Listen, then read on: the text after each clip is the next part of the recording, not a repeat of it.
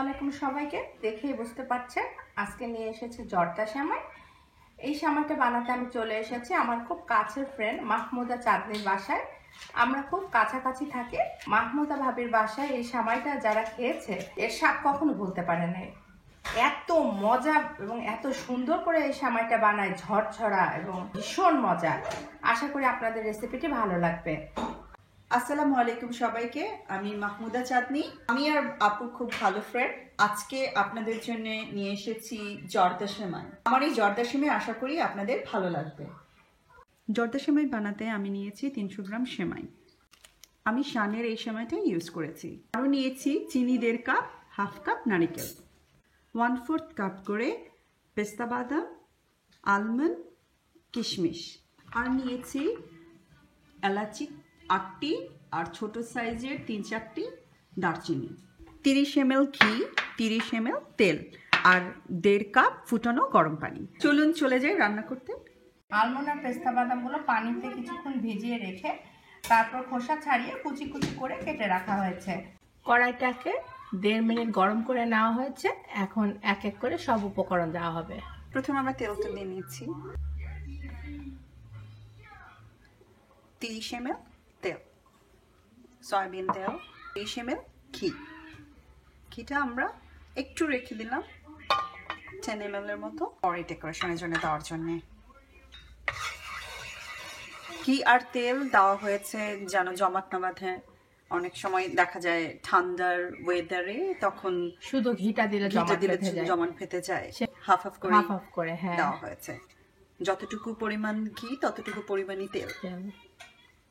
এখন আমরা এলাচ দিয়ে দিচ্ছি। চুলার আঁচটা একটু মাঝারি রাখবো, খুব বেশি আঁচ দিব না। এখন আমরা দারচিনিটাও দিয়ে দিচ্ছি। এলাচি দারচিনিটা একটু হয়ে আসছে, এখন সেমাইগুলো আস্তে আস্তে একটু ভাজা হয়ে গেছে। এখন সেমাইটা দিয়ে দিব। সব সময়গুলো দেওয়া হয়ে গেল।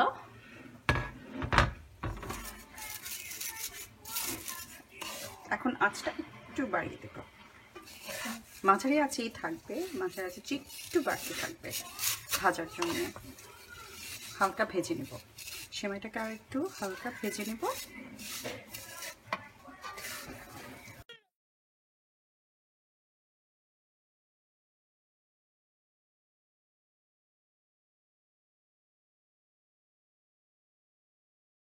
ভাজা হয়ে গেল, প্রায় 1 থেকে 1.5 মিনিট ভাজা হলো। এখন গরম পানি দেওয়া হচ্ছে, সেই 1.5 কাপ গরম পানি। ফুটানো গরম পানিটা দিয়ে দিলাম। এই গরম পানিটা কিন্তু একদম টকবকে ফুটানো। আঁচটা একটু কমিয়ে রাখবো এখন।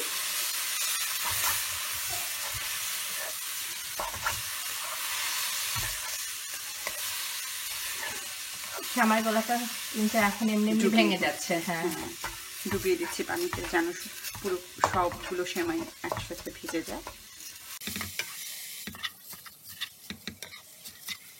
চুলার আঁচটা কিন্তু একটু কমিয়ে রেখেছি, মাঝারি চেয়ে একটু কম।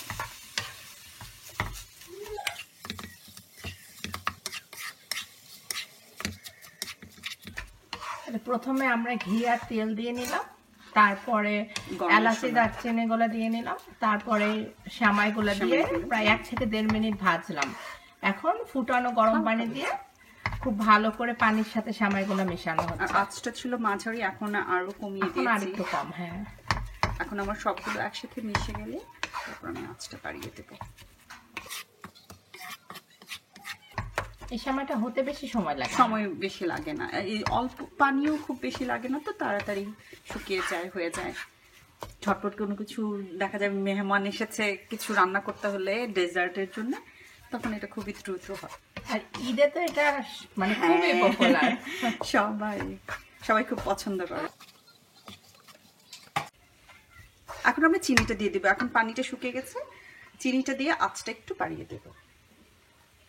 আমরা 1 কাপের মতো চিনি প্রথমে দিব, বাকি হাফ কাপ পরে।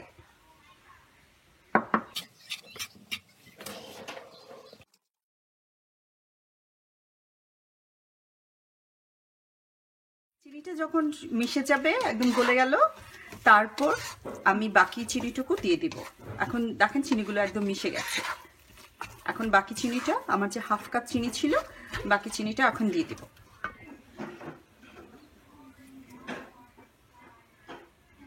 এখন এটা আরেকটু গলতে কতটুকু সময় লাগে, আঁচটা মাঝারি আঁচে দিয়ে দিব এখন। ওয়াও, এখনই দারুণ সুন্দর একটা স্মেল আসছে সেমাই থেকে। হ্যাঁ, চিনিটা গলে গেছে। এখন চিনি পানিটা শুকিয়ে গেলে আমরা নারকেল দিয়ে দিব। এখন চিনির পানিটা শুকানো অবধি আমরা অপেক্ষা করছি। আর আপনি যে শুরুতে বলছিলেন যে আপনারা যদি সুন্দর স্মেলের জন্য ইচ্ছা করলে কেওড়া বা গোলাপ জল দেওয়া যেতে পারে। হ্যাঁ, অনেকে পছন্দ করে গোলাপ জল, তো এটা এখন দিতে হবে। 1 চা চামচ গোলাপ জল দিয়ে দিতে পারে এই গ্রানের জন্য। এটা ভালো স্মেল আছে। তবে ঘিতেই খুব সুন্দর, অলরেডি খুব সুন্দর স্মেল ঘিটা আসছে। অনেক ভালো একটা গ্রান আসছে। তো আপনারা যদি কেওড়া বা গোলাপ জল দিতে চান এখন এটা দিতে হবে। হ্যাঁ, এখন দিয়ে দিলে ভালো হয়। আর এটা অনবরত নাড়তে হবে, নইলে এটা ডেকে যাবে। অনবরত না নাড়লে দেখা যায় অনেক সময় পোড়া লেগে যাওয়ার একটা ভয় থাকে। পানিটা শুকিয়ে আসছে, অনেকখানি পানি এখন আমার শুকিয়ে গেছে।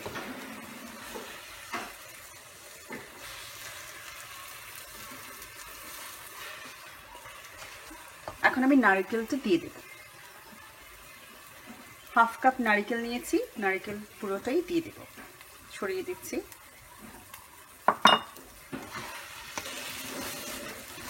দেখতে এখন ভালো লাগছে। অনবরত একটু নাড়তে হবে, নইলে এটা লেগে যাওয়ার পসিবিলিটি আছে।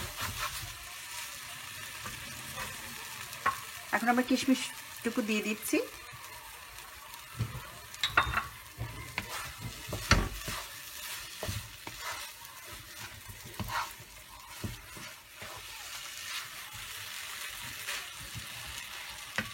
এখন আমরা হাফ বাদাম দিয়ে দিব। যতটুকু নিয়েছি 30 ml, ওর মধ্যে 15 ml এর চেয়ে বেশি চাইলে দিয়ে দিব। আর বাকিটুকু রাখবো উপরে ডেকোরেশনের জন্য। পেস্তা বাদামের ক্ষেত্রে একই। হ্যাঁ, এটা আমরা আলমন্ডটা দিলাম, এখন এটা পেস্তা বাদাম দিচ্ছি। এটাও হাফ দিলাম আর বাকিটা পরে। ওইটা বাকিটা ডেকোরেশনের জন্য। আমাদের অলমোস্ট হয়ে আসছে।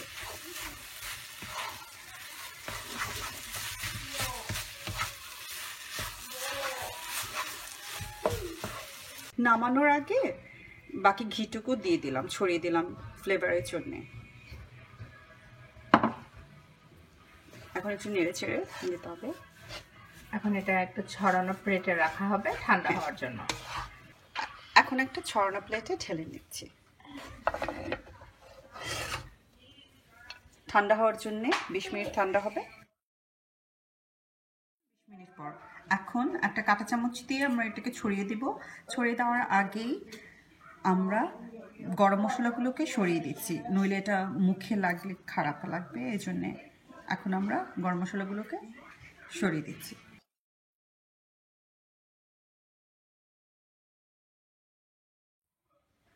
কাঁটা চামচ দিয়ে ছড়ানো শেষ।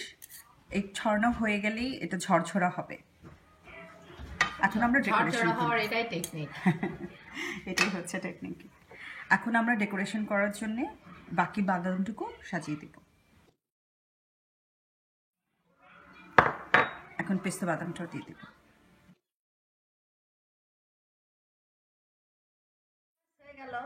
হ্যাঁ, হয়ে গেল ঝটপট ঝরঝরে সেমাই। খুবই সুন্দর, দেখতেও সুন্দর, খেতেও মজা। এবং আপনারা বানিয়ে দেখবেন।